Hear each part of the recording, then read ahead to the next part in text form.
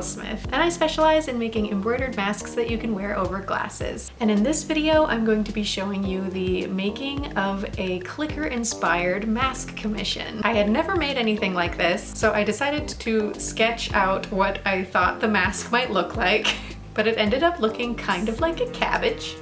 Just a little bit. I wanted to make sure that it had the weird like fungusy plumes, but also a lot of visibility for the wearer. And here's what I came up with in the embroidery program.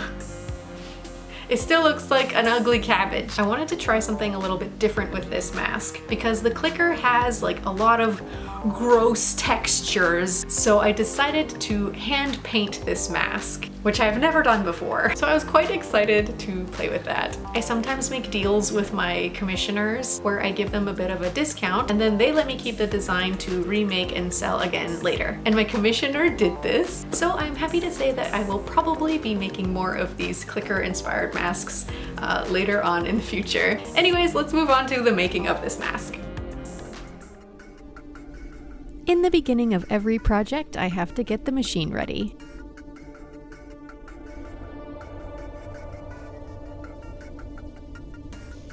Look at this automatic self-threader. Oh, it's so satisfying. Next, I have to get my hoop ready, and the person that you see to the immediate right is one of my employees. She was cutting off the excess thread to some orders that had already been stitched out. All right, now that the hoop is in the machine, we just have to let it do its thing.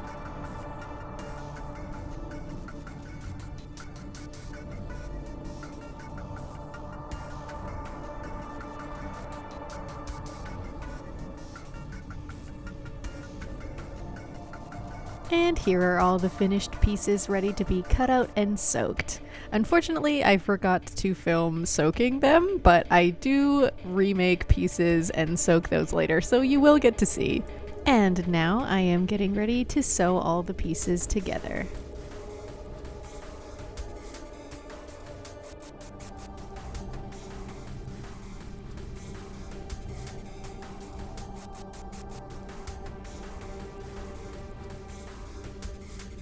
The part that I'm sewing right now is the front of the mask, and this is where the wearer's eyes will be.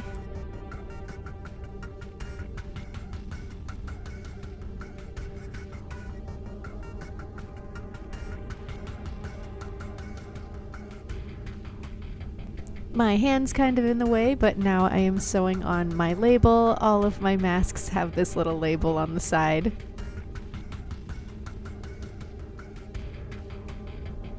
So at this point I started to sew on the little plume pieces, but I really wanted the mask to have a fuller feeling and to have more volume, so I decided to make more little pieces, and this is what it looks like when I soak them. And for anyone who isn't familiar with what I'm doing, I make all of my embroidery on water-soluble stabilizer, and then I throw it all in hot water to dissolve it.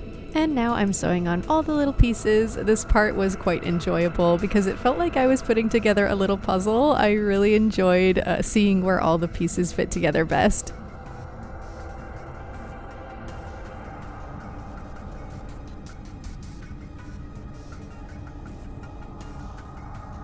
And now that all of that is finished, it's time to sew the side pieces and the front part together so that the mask is complete.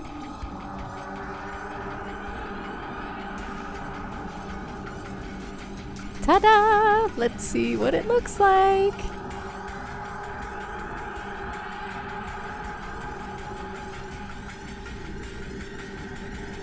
Alright, everything looks good. Now I'm going to put a ribbon on the mask so I can tie it around this mannequin head that I did not paint. I bought it like that from Valley Village, and it creeps me out a little bit.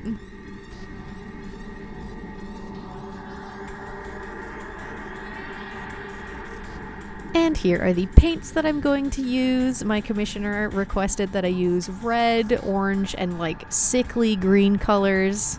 Painting this mask was so much fun. As I was painting it, I forgot how long it's been since I've actually painted anything. So it was really, really nice to just sit down and sort of play with all these paint colors on this mask.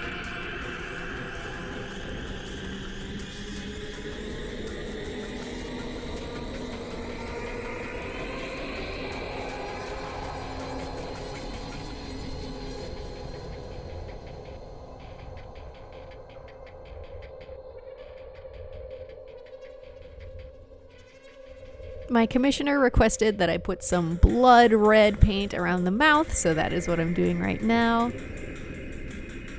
Next, I'm just adding some more dark red splotches to give it a little extra texture.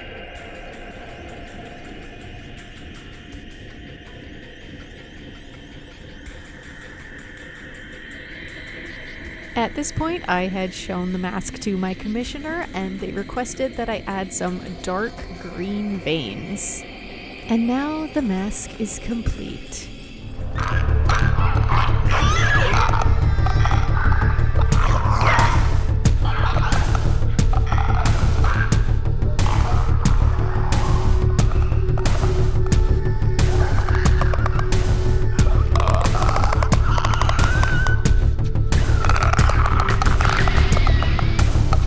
Thank you all so much for watching. I really hope that you enjoyed the video. Thank you so much to all of my patrons, and a special thank you to my highest tier patrons, Noxiani and Elder Cat.